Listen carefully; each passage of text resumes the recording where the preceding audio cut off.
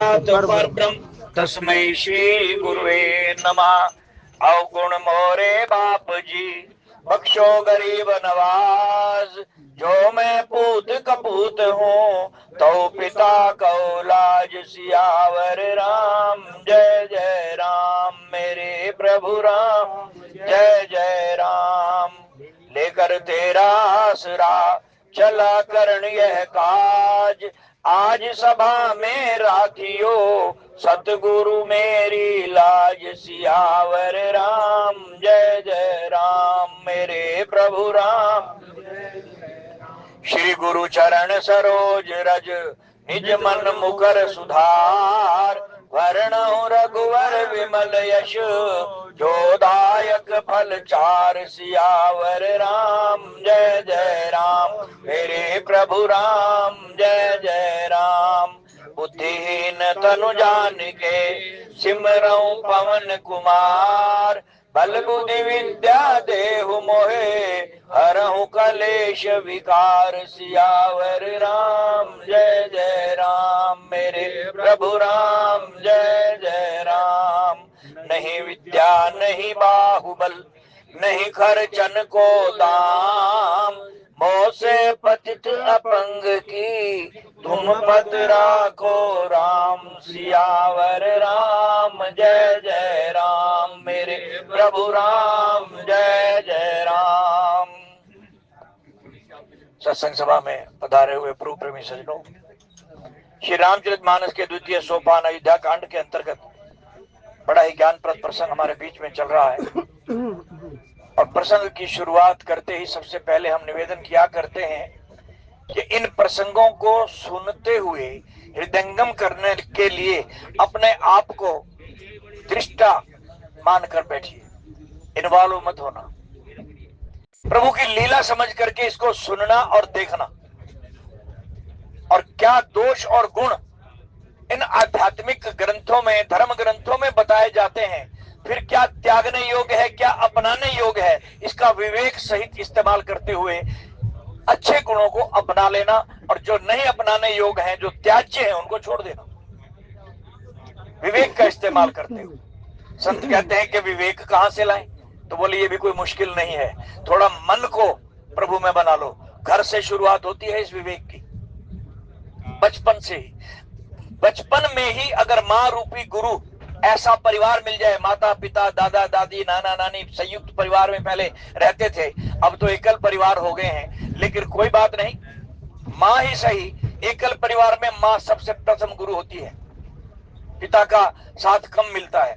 और माँ अगर ज्ञानवान है, गुणवान है, सत्संगी है, भगवान की भक्त है, तो वो बच्चे को भी वही बातें बचपन से ही सिखाती चली जाएगी, समझाती चली जाएगी, जिनको बड़ा होकर के वो बच्चा अपनाएगा और भगवान की भक्ति के रास्ते पर चलेगा। जो त्याज्य चीजें हैं, जो दुर्गुण हैं, उनको छोड़ देगा। इस प्रकार ये संत महात्मा भी हमें यही समझाते हैं। और आज का जो छंद है, वैसे तो गोस्वामी जी ने हर छंद में, सोरठे में, हर प्रसंग के अंत में जीव को सावधान किया है। अपने मन को श्रोता बना करके हर प्रसंग के अंत में यही शिक्षा देते हैं, क्या है मेरे मूर्ख मन, कहां भागा फिर रहा है, एक ही जगह है, एक ही शरण स्थली है, उसकी शरण ले ले।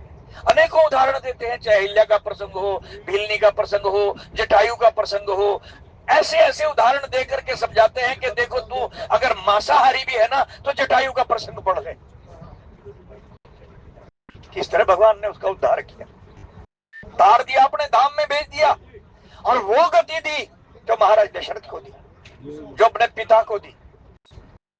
ऐसे ये प्रसंग समझा समझा करके संत हमें बताते हैं, मोटिवेट करते हैं। लेकिन जो दुष्ट प्रवृत्ति के व्यक्ति हैं, उनकी संगत में अगर हम लोग चले गए, तो फिर हमारी प्रवृत्ति भी उल्टी होती चली जाएगी, माया के साथ जुड़ते चले जाएंगे।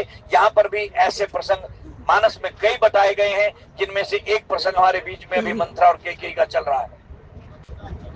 आगे द्वापर युग में भी ऐसा ही प्रसंग एक शकुनी का आया, उसने भी इसी तरह बसे बसाए घरों को उजड़वा दिया।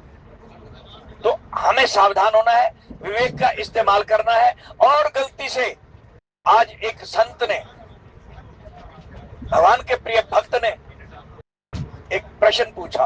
और एक चीज का ध्यान रखना कि जितने भी धर्म ग्रंथ हैं, इसमें जितने भी प्रश्न उत्तर हुए हैं, चाहे काकभुजुंडी और गरुड़ संवाद हो, भरत और राम का संवाद हो, लक्ष्मण राम का संवाद हो, या अन्य संतों के साथ वार्तालाप हुए हैं, या अर्जुन और कृष्ण का संवाद हो, परीक्षित और सुखदेव मुनि का संवाद हो, या नव योगेश्वरों का जो है महाराजा नेमि के साथ संवाद हो, ये कितने संवाद इतने ग्रंथों में जवाब सवाल हुए हैं, किस लिए?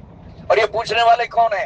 ये मामूली इंसान नहीं है, ये माया अतीत है, माया को जीत चुके हैं जो वो भक्त हैं, भगवान के ज्ञानी हैं, भगवान के विभिन्न अंश हैं, या यूं कहिए कि साक्षात भगवान ही भगवान से पूछ रहा है, ईश्वर ही ईश्वर से पूछ रहा है। किस लिए?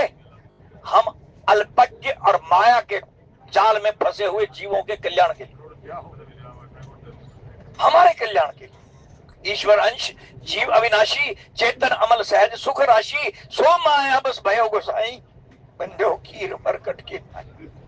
ये माया हमें नचा रही है। हमारा कल्याण कैसे हो, खास करके कलयुग के जीव का कल्याण कैसे हो, ये प्रश्न अनंत काल से पूछे गए, सतयुग में, त्रेता युग में, द्वापर युग में, कलयुग में, और भगवान ने विभिन्न रूपों में आकर के जवाब दिए। कहीं सुखदेव मुनि के रूप में, कहीं कृष्ण अवतार के रूप में, कहीं राम अवतार के रूप में, तो कहीं भक्तों को ज्ञान देने के लिए संतों के अवतार में, भक्तों के अवतार में अवतरित हुए। विशेषकर कलयुग में तो भक्तों के अवतार में भगवान ने आकर के इन सवालों के जवाब दिए। और आज भी मेरा भी भाग्य जाग उठा, एक भगवान के परम प्रिय भक्त ने, एक संत ने ये सवाल पूछा कि अनजाने अनजाने अगर हमसे किसी की निंदा हो जाए, किसी को हम, किसी के बारे में हम गलत बोल दें, या किसी को व्यर्थ में दूसरे के प्रति अचानक ही हमारे मुख से, हृदय से ऐसी बात निकल जाए कि हम उसको भड़का दें, जैसे मंत्रा भड़का रही है, ऐसा अगर जाने अनजाने हो जाए, हम जान के नहीं करना चाहते, अनजाने में अगर कोई ऐसा पाप हो जाए तो उसका निवारण क्या है? बड़ा सारगर्भित प्रश्न था, हम सबके लिए आवश्यक है। उस भक्त ने अपने लिए नहीं, हम सबके लिए पूछा, और हम सबसे ही जाने अनजाने अपराध हो जाते हैं, हो रहे हैं, ना चाहते हुए भी हो जाते हैं। आप मार्ग में चलते चले जा रहे हो, आपके पैरों के नीचे कई कीट पतंगे, कीड़े मकोड़े दब के मर गए, आपको पता ही नहीं, ये अनजाना अपराध था। चलते चलते रास्ते में कोई कुत्ता आपको काटना भी नहीं चाहता, लेकिन आपके पैरों की आंख सुन करके उसके कान खड़े हो गए और उसने आंखें घूर के देखा, और हमारे से अचानक अपराध हो गया कि डंडा चल गया, जैसा कि रामायण में, वाल्मीकि रामायण में जिक्र है इस घटना का। ऐसा ही ना चाहते हुए भी एक कुत्ते के सिर में डंडा लग गया था, वाल्मीकि रामायण में ये प्रसंग है। ये अनजाना अपराध था। दशरथ जी श्रवण को मारना थोड़ी चाहते थे, या मारने के लिए थोड़ी गए थे, ये अनजाना अपराध था। ऐसे हमसे भी कई अपराध अनजाने में हो जाते हैं, चलते हुए कीड़े मकोड़ों के प्रति, चौपाए जानवरों के प्रति, देवताओं के प्रति, माता पिता समाज के व्यक्तियों के प्रति, देश के प्रति, कहीं ना कहीं हम दुर्गुणों का सहारा ले बैठते हैं और ना चाहते हुए भी हमसे अपराध हो जाते हैं। तो इसका जो निवारण है वो संतों ने बताया, बता रहे हैं कि 5 प्रकार के यज्ञ अगर कर लिए जाएं, जो कि बहुत आसान है, तो इन अनजाने अपराधों से भी हम मुक्त हो सकते हैं, जबकि हमें पता ही नहीं है कि हमसे अपराध हुआ कौन सा है। कुछ पाप तो ऐसे होते हैं, कुछ अपराध तो ऐसे होते हैं जो हमसे जानबूझ करके हो जाते हैं, या किए जाते हैं, या परिस्थिति वश हम कर डालते हैं, मजबूर हो जाते हैं, मजबूरी में किए जाते हैं। कई परिस्थितियां हैं मनुष्य के जीवन में, एक नहीं। सो माया बस भयो गोसाई, ऐसा नहीं लिख दिया, ये माया पता नहीं कहां कहां नचा देती है। तो जाने अनजाने, ना चाहते हुए भी जो अपराध हुए, उनके 5 यज्ञ कौन से हैं? बोले, पहला यज्ञ, घर में पहली रोटी गौ माता के नाम की सभी पितरों और देवताओं का आह्वान करते हुए निकाल के रख दो। चौपाए जानवरों के प्रति आपसे जो अनजाना अपराध हो गया, वो पाप से मुक्ति मिल जाएगी। गौ माता के अंदर 33 कोटि देवता निवास करते हैं, और फिर पितरों का आह्वान किया गया, देवताओं का आह्वान किया गया, आपका वो भोग वहां तक पहुंच गया, और उसके बदले में वो कुछ रखते नहीं, आपका लौटाते हैं दिया हुआ। एक रोटी आपने सूक्ष्म रूप से ध्यान करते हुए उनके नाम की गौ माता को खिला दी, तो उनकी वाइब्रेशन, उनके आशीर्वाद पितृलोक से, देवलोक से, ब्रह्मलोक से, जहां जहां वो हैं, वो गौ माता की एक एक सांस के द्वारा निकलेगी, आपके अपराध क्षमा हो जाए, अनजाने अपराध। लेकिन कुछ अपराध ऐसे भी होते हैं, पाप ऐसे भी होते हैं जो जानबूझ करके किए जाते हैं, जो मन जिसमें इन्वॉल्व होता है, पुण्य भी और पाप भी वही लेखे में लिखे जाते हैं, वो अक्षम्य होते हैं, उनका सजा या इनाम जरूर मिलता है। वो कर्म अपना फल दे करके जरूर जाते हैं, वो नष्ट नहीं होते। कर्मों का बीज हे अर्जुन कभी नष्ट नहीं होता। और जो मेरी शरण में आ जाता है, मैं उसकी रक्षा करते हुए उसके कर्मों का भुगतान ऐसे करवा देता हूं जैसे किसी को फांसी लगनी हो तो थोड़ी सी एक गलघोटू या किसी प्रकार की छोटी सी घटना से फांसी से भी मुक्त करवा देता हूं। यानी कर्म तो भुगता गया, लेकिन सूली की सुई बना देता हूं, थोड़े में ही निपटारा करवा देता हूं, पतन नहीं होने देता, थोड़े में निपटारा करवा, उसको बड़े भारी पाप का भी निपटारा थोड़ी सी सजा में दिलवा करके उसका छुटकारा करा देता हूं। ये भगवान श्री कृष्ण का वचन है। तो ये पाप और पुण्य जो मन से किए गए, जिनमें मन इन्वॉल्व है, वो तो लेखे में लिखे जाएंगे, उनका फल भुगतना ही होगा। वही हमारी भवितव्यता, भावी बन करके, भाग्य बन करके आगे हमारे मार्ग में खड़ी मिलेगी। जिस जन्म में, जिस जोनी में ये जीव जाएगा, वहां वहां वो खड़ी मिलेगी, और उसी के अनुसार ही अगला हमारा जन्म भी होगा। तो भुगतान करने ही पड़ेंगे, लेकिन उनकी भी सूली की सुई बन जाएगी। बहुत बड़ा अपराध भी थोड़े में क्षम्य हो जाएगा, चला जाएगा, अगर भगवान कृष्ण की बात को हृदयंगम कर ले। तो क्या कि मामेकम शरणम व्रज, मैं अहम त्वं सर्व पापेभ्यो मोक्षयिष्यामि, सभी पापों से मुक्ति दे दूंगा, मेरी शरण में आ जा। शरण में मन को जाना है भाई, तन को नहीं। तन हमारा मंदिर में गया और दंडवत लेट गए, लेकिन मन घर में है, ये शरणागति नहीं। घर में बैठे बैठे भी शरणागति ले लो, दो आंसू बहा दो और कह दो कि प्रभु मैं भूलनहार हूं, तो बख्शनहार है, मुझसे ही अपराध हो गया है, तो माफ कर दे, तुझसे बड़ा जज और कोई नहीं, क्योंकि श्रवण सुजस सुनिया हूं, प्रभ भजन भव भीर, त्राही त्राही यार धारण, शरण सुखद रघुवीर। तेरे यहां माफी माफी मिलती, सजा नहीं मिलती। मुझसे जो अपराध हो गए हैं, पाप हो गया है, हे प्रभु तू बख्श दे। और वो ऐसा बख्शनहार है कि उस राक्षस को लंका का राजा बना दिया, जिसने शरणागति ले ली, क्षमा याचना कर ली और सारे अपराध स्वीकार कर लिए। नाथ दशानन कर मैं भ्राता, निश्चर वंश जन्म सुर त्राता। कौन सा अपराध उसने बचाया? मैं राक्षसों का के कुल में जन्म लेने वाला आपका अपराधी हूं, उस दशानन का भाई हूं जिसने आपकी भार्या का अपहरण किया है, जन्म से ही देवताओं का दुश्मन रहा हूं, कोई भी तो अच्छा कर्म मैंने नहीं किया। भगवान ने कहा फिर यहां क्या करने आया? कहना कि बख्शवान है, शरणागति लेने, शरणागति मन से लेना। तो सारे अपराध जो पाप और पुण्य मन के द्वारा भी किए गए हैं ना, वो भी बख्श दिए जाएंगे, सूली की सुई हो जाएगी। ये सत्संगों में हमें बताया जाता है, समझाया जाता है।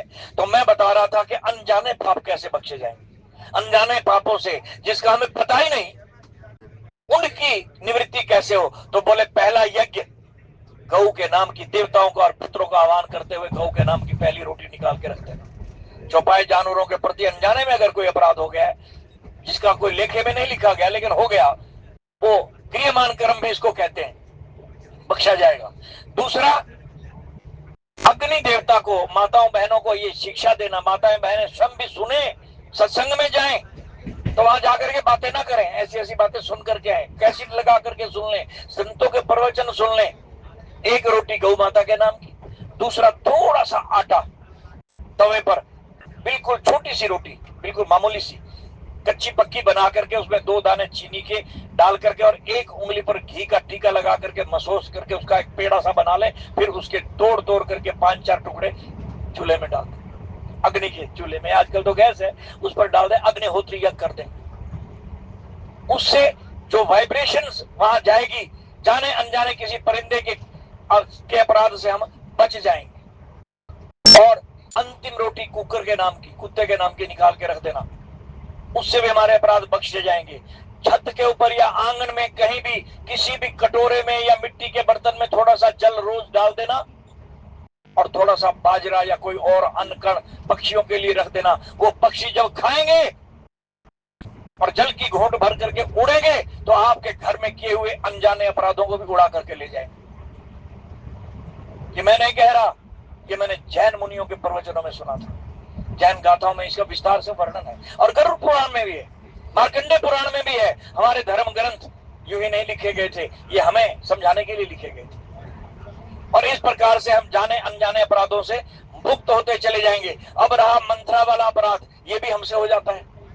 किसी न किसी मित्र के प्रति, परिवार के प्रति, समाज के प्रति हम एक दूसरे को भड़का देते, चाहते नहीं लेकिन फिर भी जहां प्रसंग ऐसा चल रहा हो, कुछ तो किसी की निंदा कर रहे हो, लोग भड़का रहे हो, तो हो सकता है हम भी शामिल हो जाते हैं, ना चाहते हुए भी। अनजाना अपराध है ये जो मंत्रा कर रही है।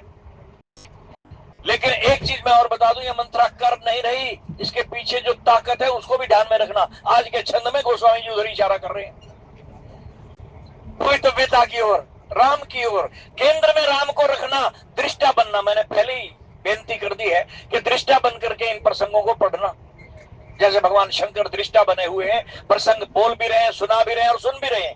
कथा सुनने के लिए भी जाते हैं, सुनाने के लिए भी पार्वती के पास बैठे, सुनने के लिए जो है काकभूषुंडी के पास चले जाते हैं, लेकिन दृष्टा बन करके इन्वॉल्व नहीं होते। हमें भी इन्वॉल्व नहीं होना, इन प्रसंगों को सुनते रहना है। यही वजह है कि सामने साक्षात भगवान खड़े हैं और जिसने नहीं सुना उसको वो एक आम राजकुमार पागल नजर आया कि ये पत्नी के विरह में पागल हो गए, इसको पता ही नहीं, और तुम इसको प्रणाम कर रहे हो कि ये भगवान है। लेकिन जिसने सुना, सुन करके लीला का आनंद लिया, उसमें इन्वॉल्व नहीं हुआ, दृष्टा बना रहा, वो शंकर दूर से प्रणाम कर रहा। समझ गया? क्यों? विवेक की जागृति हमारे अंदर होना अति आवश्यक है। और जब विवेक जागृत होगा तो बिन सत्संग विवेक ना होई। विवेक कहां से आएगा? प्रश्न उठा था तो जवाब मिला कि सत्संग से। बिन सत्संग विवेक ना होई, राम कृपा बिन सुलभ न सोई। जब विवेक जागृत हो जाएगा, बुद्धि की वो निर्णायक शक्ति जिसका नाम विवेक है, कि हमें क्या करना चाहिए क्या नहीं करना चाहिए, इसका निर्णय करने में बुद्धि सक्षम हो जाएगी, तब हम गलत कार्य करेंगे ही नहीं।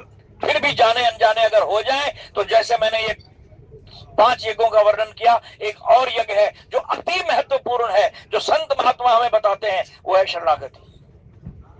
उठते ही, सुबह उठते ही प्रभु के सामने हाथ जोड़ करके, अपने गुरु के सामने, इष्ट के सामने, जिसको भी आप मानते हो, हाथ जोड़ करके बैठ जाना। हे प्रभु, तेरा लाख लाख शुक्र है कि तूने आज का दिन देखने के लिए मुझे जिंदा उठाया।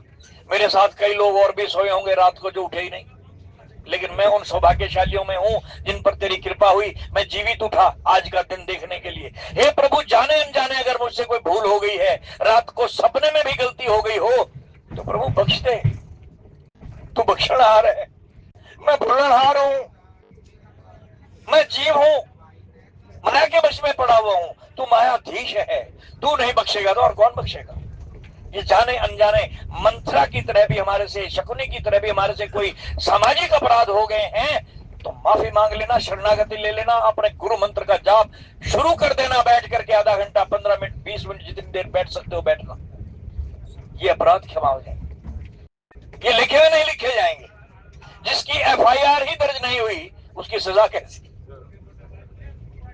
तो ये इससे पहले कि हमारी पक्की FIR दर्ज यमराज दर्ज करे, उससे पहले यही थाने में ही बख्शवा लो भाई, आगे जाना ही ना पड़े। और वो सबसे बड़ा थानेदार, उसका भी बाप DSP, SP, उससे भी कोई अगर बड़ा होगा, DGP वगैरह, तो मेरा राम है भाई, वो मेरा राम, उसकी शरणागति ले लो, आपके अपराध लिखे ही नहीं जाएंगे, लिखे में नहीं लिखे जाएंगे, वहीं के वहीं माफ कर दिए जाएंगे, पन्ने फाड़ दिए जाएंगे।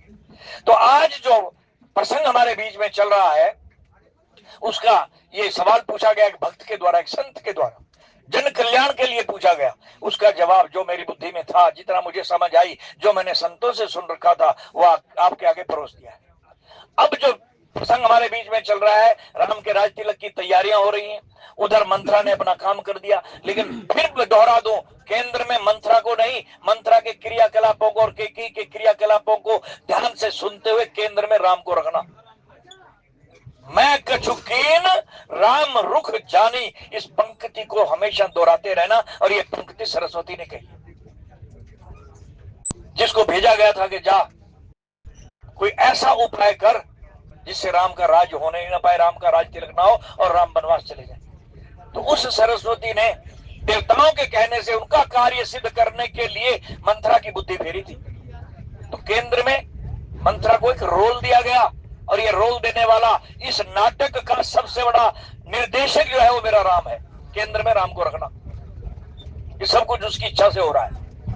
सब पात्र हैं उसकी इस लीला के, इस नाटक के। दशरथ, केकई, मंथरा, भरत, शत्रुघ्न, प्रजाजन, सब इस नाटक के पात्र हैं। और ये सब पात्र निर्देशक के दिशा निर्देशन पर, उसके निर्देश पर कार्य कर रहे हैं। ये ध्यान में रखना, किसी का कोई दोष नहीं। अपने दोषों को देखते रहना कि कहीं हम भी उस मंथरा की तरह ऐसा कर तो नहीं रहे। अपने विवेक का इस्तेमाल करते हुए इन दोषों से अपने आप को बचा के रखना। किसी की निंदा चुगली मत करना, किसी को भड़काने का काम मत करना, किसी के बसे बसाए घर को उजाड़ने का काम मत करना। और अगर हमारे घर में, परिवार में, हमारे दुकान में, समाज में कोई ऐसी प्रवृत्ति वाला व्यक्ति आए तो उससे दूरी बना लेना, दूरी बना लेना। के बन करके सुनना मत। ये राम की लीला है भाई। तो मंथरा ने अपना काम कर दिया, केकई को बहुत अच्छी तरीके से पढ़ा लिखा दिया, समझा दिया, और आगे करना क्या है वो भी बता दिया कि तुरंत जा कोप भवन में बैठ जा, त्रिया चरित्र कर और कसम खा ले कि जब तक राजा राम की कसम ना खाए अपने वरदान मत मांगना। दो वरदान तेरे पास ऐसे हथियार हैं जिनके वशीभूत होकर के तेरी सारी मनोकामनाएं पूरी हो जाएंगी। एक वरदान में भरत के लिए राज मांग लेना, दूसरे वरदान में राम के लिए वनवास मांग लेना। ऐसा पढ़ा करके वो चली गई। केकई को एक तरफ छुप करके तमाशा देखने के लिए अपने कक्ष में बैठ गई, महल से बाहर नहीं गई। महल के एक कोने में अपने कक्ष में आगे का तमाशा देखने के लिए बैठ गई कि मैंने जो ये आग लगाई है, जो ये चिंगारी फेंकी है, ये कितनी भड़कती है, कितनी भड़कती है, ये देखने के लिए बैठ गई। उधर सारी रात प्रजाजन जाग करके जागरण कर रहे हैं कि सुबह राम का राज तिलक होगा, बड़ा आनंद उत्सव होगा, ये होगा वो होगा, खुशियां मना रहे हैं। कुछ राम जी के मित्र दोस्त उनसे मिलने के लिए जाते हैं, आते हैं, आना जाना लगा हुआ है। राम जी से आज्ञा लेकर के बताइए हमारे लिए क्या सेवा है, हमें क्या करना है। खुश होकर के राम के गुण गाते हुए बाहर आते हैं और एक दूसरे को बताते हैं कि राम की ये सेवा। देखो कमाल की बात, लीलाधार करने वाला, वो नाटक खेलने वाला निर्देशक, सब कुछ करने कराने वाला किसी को नहीं कह रहा कि क्या होने वाला है, बस काम बता रहा है, सेवा बता रहा है, हाँ ये करो वो करो। लेकिन जो होना है वो तो वही जानता है कि अभी थोड़ी देर में क्या होने वाला है। उधर रानी केकई ने अपनी पढ़ाई हुई उस मंत्रा गुरु के अनुसार कुवेश धारण कर लिया, काले वस्त्र पहन लिए, बाल बिखेर लिए, अपनी वो सिंदूर वगैरह बिटा दिया, सारे सुहाग के चिन्ह उतार करके फेंक दिए, चूड़ियां तोड़ करके फेंक दी। ऐसी हो गई जैसे कोई विधवा स्त्री सोई, विधवा के लक्षण। ऐसी को भवन में जाकर के लेट गई, सो गई। अब ये लक्षण देखना, जरा थोड़ा थोड़ा इन पर भी विचार करते चलें कि क्या नारी का बाल बिखेरना अच्छी बात है, अच्छे लक्षण है। जरा हम अपने घरों में भी झांक करके देखें कि हमारी बेटियां, हमारी बहुएं, हमारी माताएं कहां पहुंच चुकी हैं। अगर वो ऐसा कर रही हैं तो अभिभावकों का ये फर्ज बनता है कि अपनी बेटियों को समझाएं कि बेटा वेशभूषा ऐसी हो जो भगवान को प्यारी लगे, जो एक भक्त की होती है। संसार में रहना है, माया के गुलाम होकर के मत रहना, दिखावा बन करके, प्रदर्शनी बन करके मत रहना। नारी प्रदर्शन की चीज नहीं है, नारी दर्शन की चीज है। नारी के गुण समझाओ, ऐसी वेशभूषा धारण करो कि लोग तुम्हें बुरी दृष्टि से नहीं बल्कि कृपा दृष्टि से, भावुक दृष्टि से देखें, बेटी की दृष्टि से देखें, बहन की दृष्टि से देखें, मां की दृष्टि से देखें। ऐसा प्रदर्शन मत करो, चाहे वो वस्त्र प्रदर्शन है या अंग प्रदर्शन है, ये दोनों ही घातक है। वस्त्र भी ऐसे नहीं होने चाहिए, और विशेष करके जहां सत्संग सुनने के लिए जाओ तो उसके लिए तो वस्त्र ही अलग होने चाहिए। हम देखते हैं आपकी कृपा से कहीं हमें जाने का मौका मिल जाता है सत्संग करने का, तो हम देखते हैं वहां कुछ जवान बेटियां ऐसे ऐसे वस्त्र पहन करके माताओं के साथ आती हैं। क्या कहें, आप सब जानते हैं, समझदार बैठे हो, तो हमारा फर्ज बनता है कि हम घर से ही बच्चियों को ऐसी शिक्षा दे करके लाएं। ये सामाजिक शिक्षाएं सत्संग में नहीं मिलेंगी तो कहां से मिलेंगी? ये आचार्य लोग, ये प्रवक्ता लोग नहीं देंगे तो कौन देगा? तो फिर अगर नहीं देंगे तो सत्संग करने का, सुनने का फायदा ही कोई नहीं। फिजिकली बैठे हुए वहां, केवल नाचने गाने के लिए गए हैं। और आजकल 90% यही हो रहा है। कहीं भी कोई सत्संग हो तो माताएं बहनें तो जाती इसलिए हैं कि वहां नाचेंगे, डांस करेंगे, सत्संग नहीं सुनती, नृत्यों में ज्यादा आनंद लेती हैं। और ऐसा ही कुछ आजकल के तथा कथित भक्तजन भी, जो कोई भी प्रसंग ऐसा आ जाए, एक आधा भजन ऐसा बोल देंगे जिसमें सब नाचने लग जाए। कुछ ऐसे हैं संत जो पहले ही मना कर देता है कि नाचना नहीं, बैठ के सुनना है, नाचना नहीं। नचाना है मन को, मन नाचे भावुक हो जाए, मन राममय हो जाए, राम के उस लीलाओं का आनंद लेते हुए अंदर से मन नाचे, और ऐसा नाचे कि नाचते नाचते आंसू निकल पड़े। नाची थी मीरा नाची थी, पग घुंघरू बांध मीरा नाची रे। जबकि लोगों ने उसके नाच को पसंद नहीं किया। उसका नाच कृष्ण के लिए था, दुनिया को दिखाने के लिए नहीं। दुनिया वाले तो उसके इस नाचने पर उंगली उठाते थे। लोग कहें मीरा भैरे बावरी, मीरा पागल हो गई। आज कई लोग कहते होंगे कि हमारे संचालक भी पागल हो गए, लेकिन ये पागल अच्छे भाई, ऐसे पागलों की जरूरत है।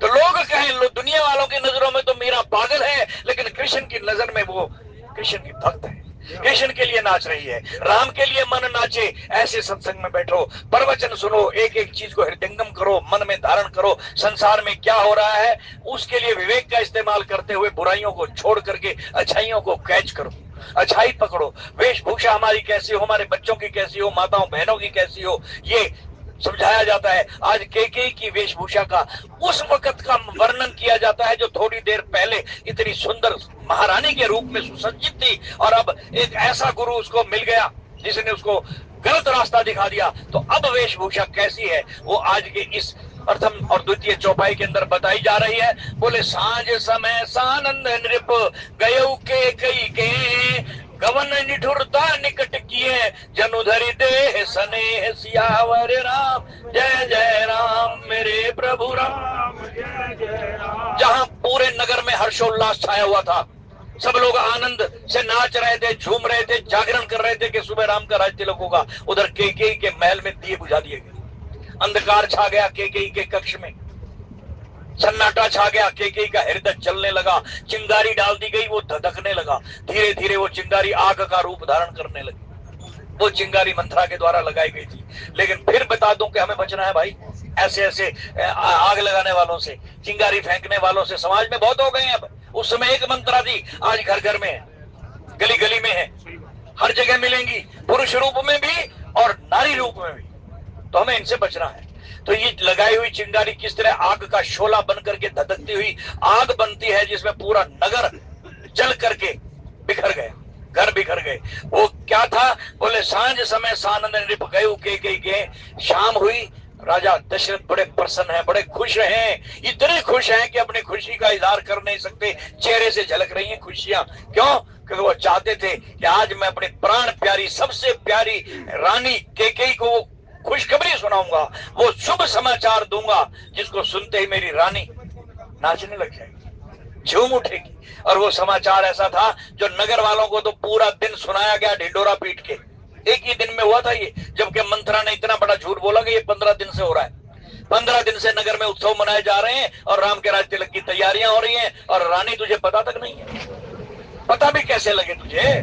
सारा दिन सोने से फुर्सत मिले तब ना, सोने के पलंगों पर पड़ी रहती है और भोग विलास की दृष्टि में राजा को अपना जो हितकारी समझ करके उसके प्रेम में खोई हुई है। राम से आगे तुझे भरत तक दिखाई नहीं देता, अपना लाल दिखाई नहीं, ऐसे ऐसे भड़का के गई। कौशल्या के प्रति, राम के प्रति और दशरथ के प्रति, सबके प्रति उसने उसको भड़का दिया।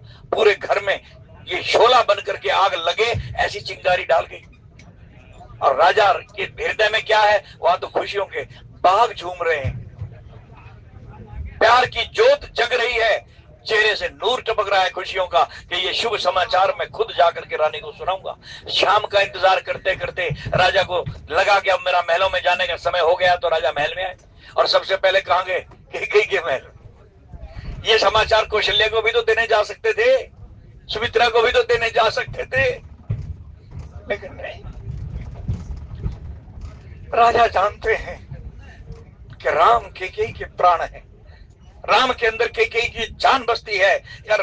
कैकेयी सबसे ज्यादा राम को प्यार करती है, इसलिए सबसे प्यारा समाचार कैकेयी को मैं खुद जाकर के सुनाऊंगा। इस भाव से राजा गए और जैसे ही महल के अंदर प्रवेश किया तो हुआ क्या, सांझ समय सानंद आनंद सहित नृप गयो कैकेयी के। वो राजा कैकेयी के घर में प्रवेश करते हैं, महल में प्रवेश करते हैं, और प्रवेश करने की परिस्थिति कैसी थी कि मानो साक्षात प्रेम, प्रेम शाब्दिक नहीं, लफ्जों का नहीं, बोला जाने वाला नहीं, बल्कि दिख रहा था प्रेम साक्षात दशरथ का रूप धारण करके जा रहा है। प्रेम दशरथ का रूप धारण करके जा रहा है। कहां जा रहा है? बोले गवन निठुरता निकुट, जहां निष्ठुरता है, जहां प्रेम नहीं बल्कि कठोरता है। राजा दशरथ प्रेम की चलती फिरती मूर्त है, तो कैकेयी कठोरता की मूर्त बनी हुई है। प्रेम कठोरता के पास जा रहा है, ऐसा दृश्य गोस्वामी जी ने इस दोहे में लिख दिया। साक्षात प्रेम कठोरता से जैसे मिलने के लिए जा रहा हो, ऐसा दृश्य था। और कोप भवन सुनि सकचु राव, जैसे ही उस महल के अंदर प्रविष्ट हुए तो जाते ही दासी से सामना हुआ। अन्य और भी दासियां थी, लेकिन कैकेयी की जो मुख्य दासी थी, वो दासी ही नहीं, उसकी आया भी थी, सलाहकार भी थी, वो आगे मिली। परिणाम हुआ, राजा ने अंधकार देखा कि आज महल में अंधेरा कैसे, रोशनी क्यों नहीं, कहां है रानी? तो मंत्रा ने इशारा भर कर दिया, बताया नहीं, इशारा कर दिया कहां? कोप भवन की ओर। राजाओं के महलों में कई प्रकार के भवन होते हैं, कई प्रकार के कक्ष होते हैं। अतिथि कक्ष भी होता है, जहां मेहमानों को बैठ करके अटेंड किया जाता है। भोजन कक्ष है, मिलने का कक्ष अलग होता है। इस तरह रानियों के लिए कुछ ऐसे अंदर अंधेरे में कमरे अलग से होते थे, जो कोप भवन कहलाते हैं। कोप भवन के अंदर नारियां उस वक्त जाती थी जब घर में कोई ऐसी परिस्थिति उत्पन्न हो जाए, तब कोप भवन में चली जाती थी। कोप माने क्रोध, क्रोध को शांत करने के लिए या प्रायश्चित करने के लिए जाकर के रानियां थोड़ी देर के लिए बैठ जाया करती थी, ताकि ये क्रोध शांत हो जाए, और फिर घर में परिस्थितियां हो जाती हैं। घर में अगर स्त्रियों के साथ कोई ऐसा हो जाए, सास बहू का झगड़ा हो जाए, कुछ भी हो जाए, तो थोड़ी देर के लिए एकांत में चले जाओ, ठंडा पानी पी लो, भगवान का भजन सिमरन कर दो, क्रोध शांत हो जाएगा। सासू भी माफ कर देगी, बहू भी माफ कर देगी। ये घर की परिस्थिति को संभालना अपने हाथ में है। भाई को ऊपर से उतर के समझाने नहीं आएगा, बताने नहीं आएगा। अगर सास बहू दोनों सत्संगी हैं, दोनों सत्संग सुनती हैं, तो क्रोध को कैसे काबू किया जाए, कैसे इसका निवारण हो, ये सत्संगों में जाकर के सुन सकती हैं, फिर अपने विवेक का इस्तेमाल कर सकती हैं। सत्संग से ही तो विवेक मिलेगा। तो ये कोप भवन इसीलिए हुआ करते थे। तो राजा जब गए और इस मंत्रा ने इशारा किया कि वो कोप भवन में है, तो राजा समझ गए कोई ना कोई ऐसी घटना घटी है जिससे रानी क्रोधित हो गई है। रानी कोप भवन में क्यों गई, क्या कारण है, ये सुनते ही राजा ठिठक गए, घबरा गए कि ऐसा क्यों हुआ। ये सोचते ही कोप भवन सुनी सकुचे उराव, सकुच गए। जैसे कोई जानवर या बच्चा किसी को कोई डरावनी बात कह दे, बच्चे को माँ डांट दे, दादा डांट दे, पिता डांट दे, छोटे से मासूम बच्चे को, तो वो सकुचा जाता है, फिर उसका चेहरा देखो कैसा हो जाता है, डर जाता है। ऐसी दशा राजा की हो गई। किस राजा की? आगे बता रहे हैं कौन सा राजा, किसकी क्या दशा हो गई। कोप भवन का नाम सुनते ही बोले भय बस अगहुड़ पर ही न पाऊ, इतना डर गया कि पैर आगे बढ़ाना चाहता है, लेकिन पैर नहीं बढ़ते, कदम नहीं उठते कोप भवन की ओर जाने के लिए। इतना डर गए, इतने भयभीत हो गए। बोले सुरपति बसई महाबल जाके। कौन सा राजा, कौन सकुचा गया, कौन डर गया? जिसके डर से राक्षस कांपते थे, वो डर गया।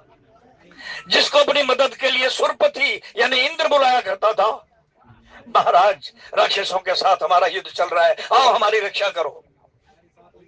जिसको अपनी रक्षा की गुहार लगाई थी कैकेयी के पिता महाराजा कैकेयी ने जब रावण ने आक्रमण किया था, ऐसा छत्रपति शूरवीर चक्रवर्ती सम्राट जिसका सशरीर आना जाना स्वर्ग में लगा रहता था।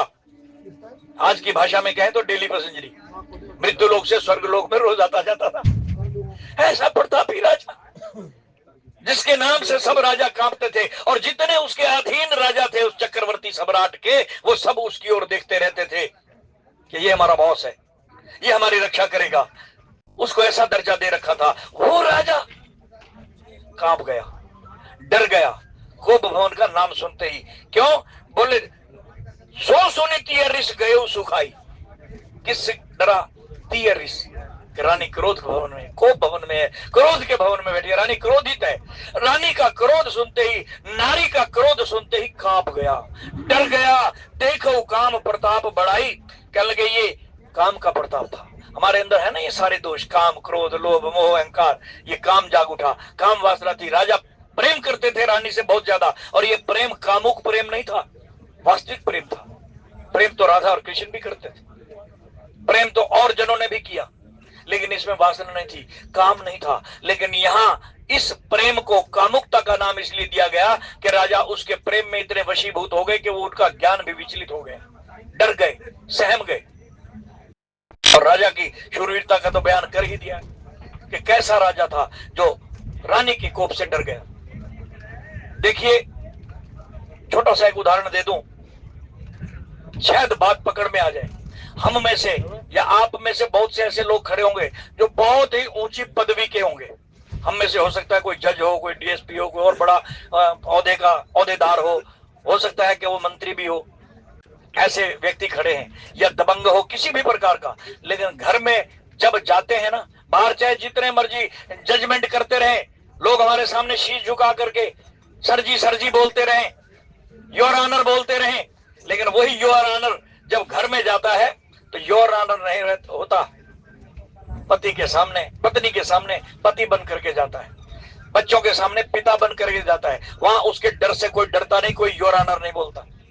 चिपट जाते हैं बच्चे उस जज को जिसको वहां योर ऑनर बोला जा रहा था, जिसका मान सम्मान इतना ऊंचा हो रहा था। वो भी घर में आकर के पत्नी के आगे योर ऑनर नहीं होता, बल्कि उसके साथ बैठ करके उसके बातें सुनता है, उसके काम में हाथ बटाता है, घरेलू व्यक्ति बन जाता है, उसकी दुख सुख की सुनता है।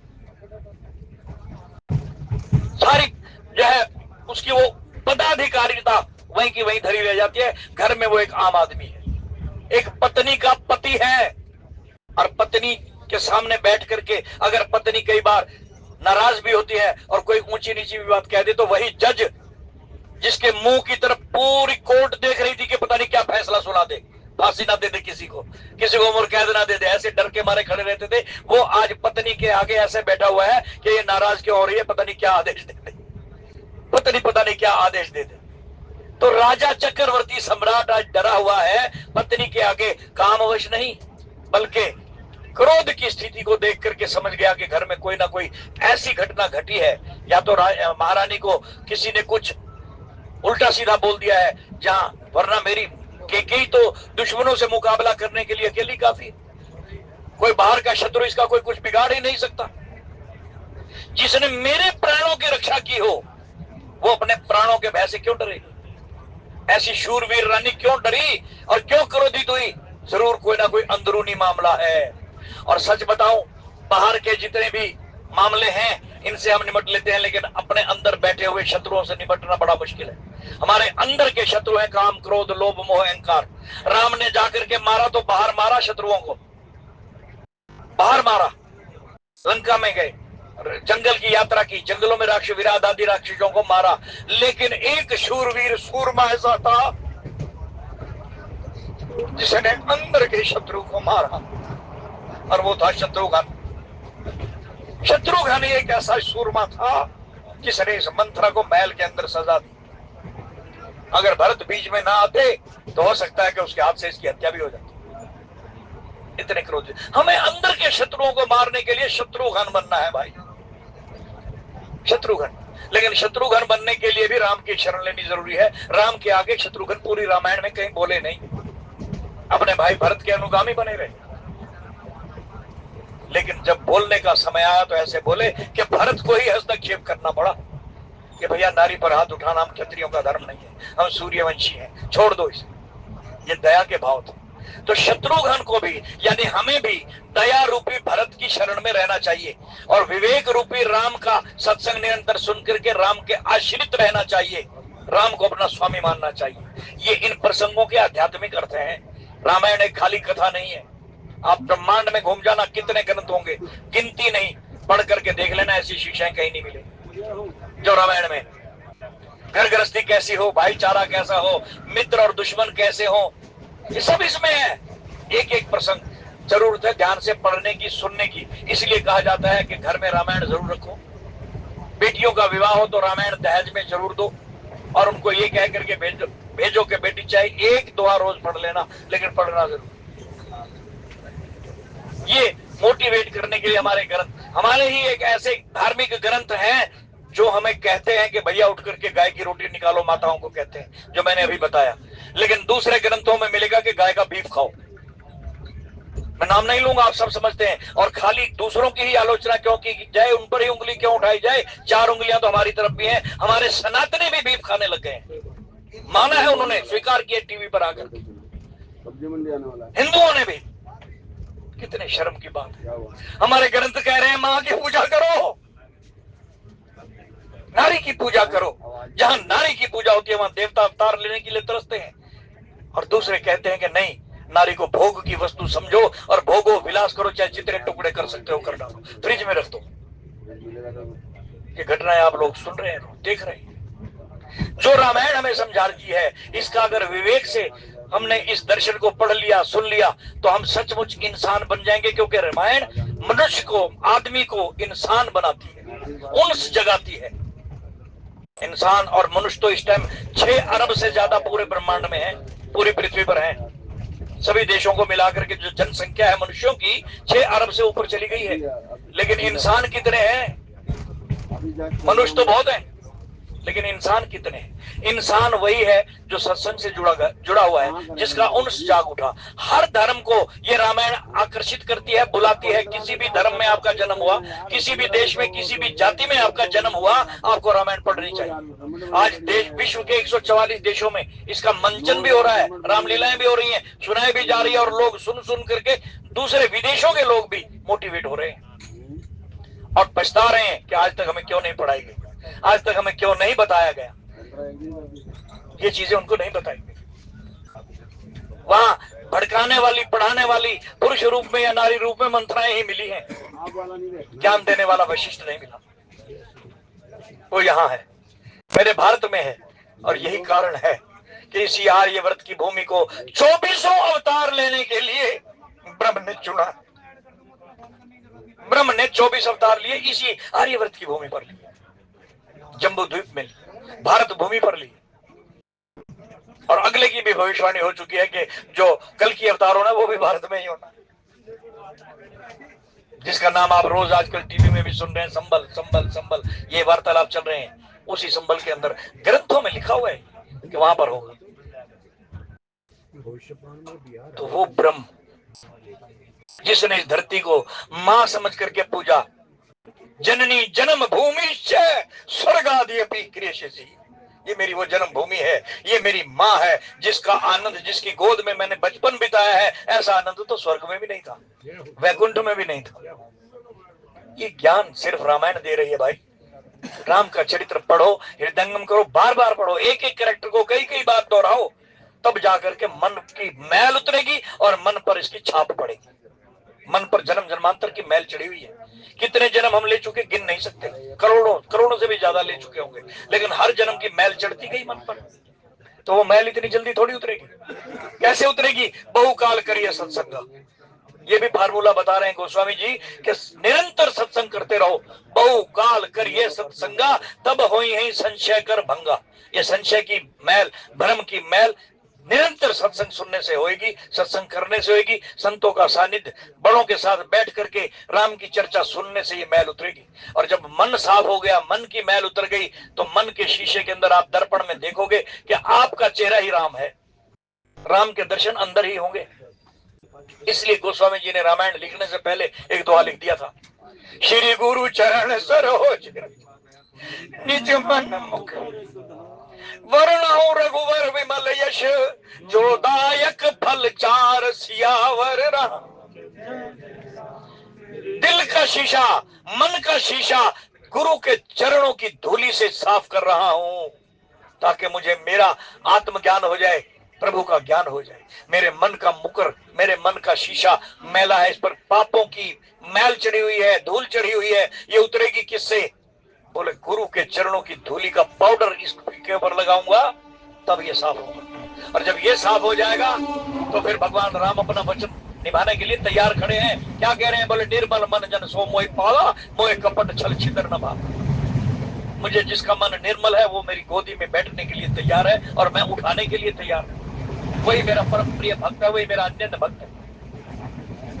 भैया पहले मन का शीशा साफ करना होगा, और कैसे साफ होगा? सत्संग से, और कोई जरिया है ही नहीं। और सत्संग में जाकर के पता लगेगा कि इस शीशे को साफ करने के लिए पाउडर कौन सा चाहिए। तो ये शीशा बता रहे हैं, श्री गुरु पद नक मणिगण ज्योति, सुमृत दिव्य दृष्टि ही होती, दलन मोहोत्तम सो सुप्रकाशु, बड़े भाग्य उरावई जासु।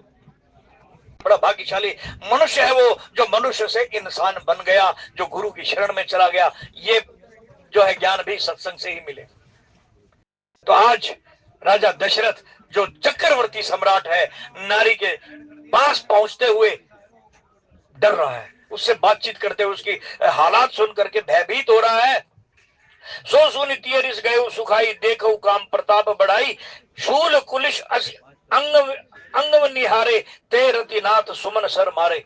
जिसने अपनी छाती पर बड़े बड़े त्रिशूल, बाण और तलवारों के घाव सहन किए हो, और मुख से आह तक न निकली हो, आंख से आंसू ना निकला हो, चेहरे पर मुस्कान बरकरार रही हो, चेहरा जिसका मुरझाया ना हो, इतने घाव सहन किए छाती पर, शरीर पर। लेकिन आज नारी के सामने खड़ा है, उसके ऊपर फूलों के बाणों की वर्षा हो रही है। किसके द्वारा? कामदेव के द्वारा। कामदेव के 5 बाण हैं और 5 फूलों के हैं। इन काम के बाणों ने भगवान शंकर जैसे समाधिस्थ पार ब्रह्म परमेश्वर को विचलित कर दिया था, जिसकी सजा उसको अपने प्राण दे करके भुगतनी पड़ी। इसी कामदेव ने फूलों के बाण मार करके 88,000 साल के तपस्वी विश्वामित्र को विचलित कर दिया था। इसी कामदेव ने अपने बाणों के द्वारा पराशर मुनि को विचलित कर दिया था। कितने उदाहरण गिनवाए जो इस काम के द्वारा मारे गए, ठगे गए। बाद में अपनी तपस्याओं का ज्ञान होने पर पुनः अपने रास्ते पर वापस आ गए। शौबरी मुनि की कथा तो अक्सर यहाँ सुनाई जाती है, आप देख के भी आए होंगे उनका आश्रम यहाँ वृंदावन में। शौबरी मुनि का उल्टे लटक करके भगवान की तपस्या किया करते थे, पानी में उल्टे, पैर ऊपर सर नीचे करके इतना कठोर तप किया करते थे। लेकिन एक दिन जल के अंदर ही नर और मादा मछली को ग्रस्त करते हुए देख लिया, बस यहीं से काम बाण चल गया, काम वासना उत्पन्न हो गई। इतना प्रबल है भाई। इसलिए कहा जाता है कि अपने इस मोबाइल को बच्चों को देते हुए समझाओ, सावधान करो कि इसके अंदर काम भी है और राम भी है। मोबाइल में ग्रंथों के अंदर राम की चर्चा भी है, काम की चर्चा भी है। तो अगर हम इन आंखों से ये अदृश्य जो गलत दृश्य है वो देखेंगे या बच्चों को दिखाएंगे या उनको रोकेंगे नहीं, तो इन आंखों के जरिए 83% विकार हमारे मन तक जाते हैं। 83%, 100 में से 83 दोष विकार इन आंखों के जरिए अंदर जाते हैं। बाकी 17% विकार कान, नाक, मुंह और त्वचा, शरीर के द्वारा ये जाते हैं। ये 5 ज्ञानेंद्रियां हैं जिनके द्वारा हमारा मन चंचल होता है। 83% विकार तो आंख के द्वारा, जो दृश्य है उनके द्वारा चंचल होता है। अगर इन्हीं आंखों को हम राम के दर्शन में, कृष्ण के दर्शन में, भगवत पढ़ने के लिए यूज करें तो हमारे मन के पास संस्कार जो है वो अच्छे जाएंगे। 83% संस्कारों को ही उसके पास भेज दो, मन के पास। और अगर इन्हीं आंखों से हम अश्लील नजारे देखेंगे, गंदी चीजें देखेंगे, गंदे कामुक दृश्य पढ़ेंगे, वो इन्हीं आंखों के द्वारा पढ़े जाते हैं, वो भी मन में जाएंगे। तो क्या करना है क्या नहीं करना है, ये विवेक का इस्तेमाल करना है। विवेक होगा सत्संग से। फिर इन 83% जो अंदर जाने वाले गुण और दोष हैं उनका निरूपण करते हुए मन को साफ करना है। मन को अच्छे दृश्यों के ऊपर लगा दो। बच्चों को भी यही समझाओ, मोबाइल दो बुरी बात नहीं, आज की जरूरत है। समय समय पर जो है कक्षाएं भी मोबाइल से ही ली जाती हैं आजकल, तो पढ़ाई भी मोबाइल से होती है। घर में बैठो, क्योंकि बाहर पॉल्यूशन ज्यादा है या कोरोना आ गया, कुछ भी है, घर में बैठ के पढ़ो। और पढ़ते हुए क्या करना है, अपने स्कूल का काम करने के बाद इसमें राम कथा भी सुन लेना, बच्चों को बता दो। इसमें रामायण भी है, इसमें महाभारत भी है, कृष्ण लीला भी है, राम की लीला भी है, प्रहलाद का चरित्र भी है। ऐसी ऐसी चीजें क्यों ना दिखाओ। और आजकल तो क्षमा करना, जो छोटे छोटे 1.5-2 साल के बच्चे हैं ना, उनको भी माताएं अपने ऊपर से टालने के लिए कि मेरे काम में ये मेरा बच्चा बाधा ना बने, तो मोबाइल आगे रख देती है कि ये ले मोबाइल देखता रहे और खाना खाता रहे। तो वो मोबाइल रख दो, कोई बुरी बात नहीं। वो खाना खाने का आदी बना दिया है तुमने कि बगैर मोबाइल देके खाना ही नहीं खाता, तो क्यों ना उसको ऐसे कार्टून लगा दो जो भीम, हनुमान इत्यादि का दृश्य दर्शाते हो। वो भी तो है उसमें, ऐसे ऐसे कार्टून भी हैं इसमें पूरी लीला राम की, कृष्ण की, हनुमान जी की दिखाई जाती है, वो क्यों ना लगा दो। तो ये काम अभिभावकों ने करना है। ये बच्चे तो छोटे छोटे जो है ना, ये हमारी प्योद है।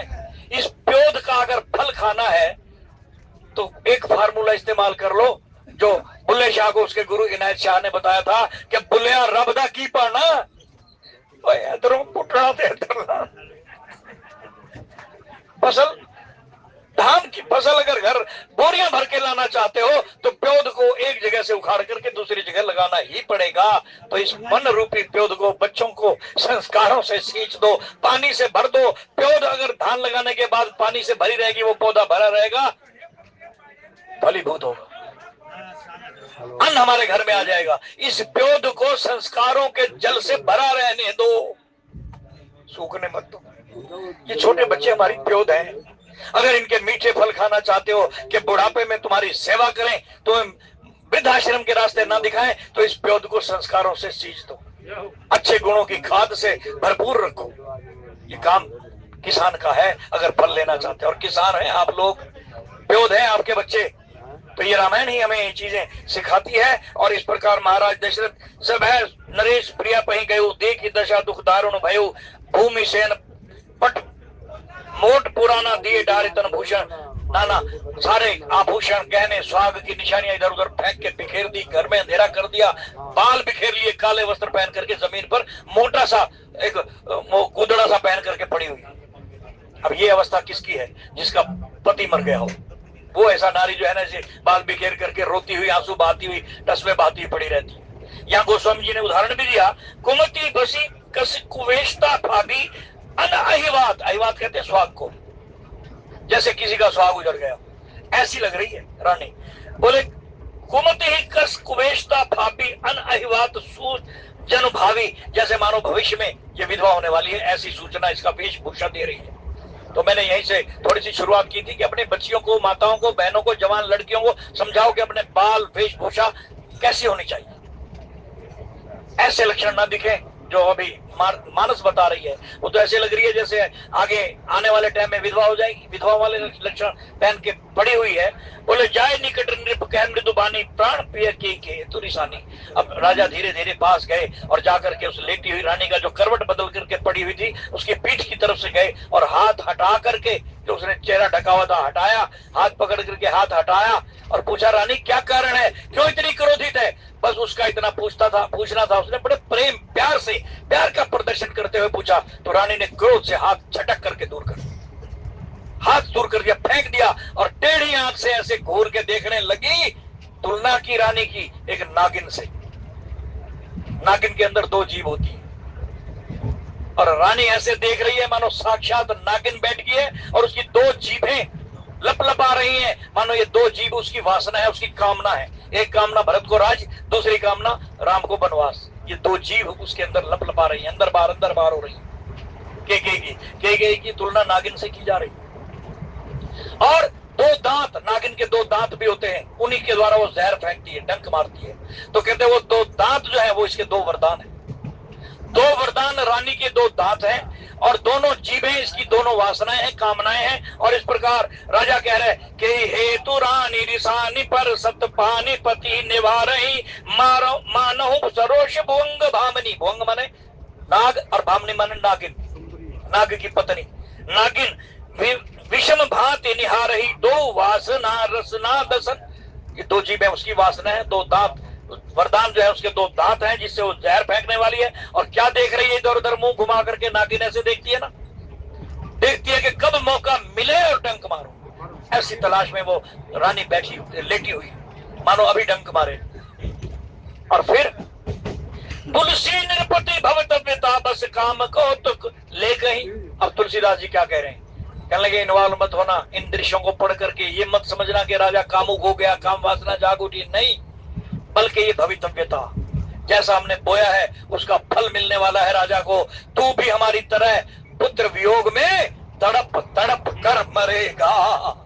ये शराब सत्य होने जा रहा है, ये उसकी भवितव्यता है, ये उसकी होनहार है, ये उसका प्रारब्ध बन गया है। जो हमने कर्म किए, जो लेखे में लिखे गए, अच्छे या बुरे, वो पाप और पुण्य बन करके हमारे प्रारब्ध बन गए हैं। वो हमारे आगे आएंगे ही आएंगे, भुगतने ही पड़ेंगे, चाहे कोई भी हो, कोई भी हो।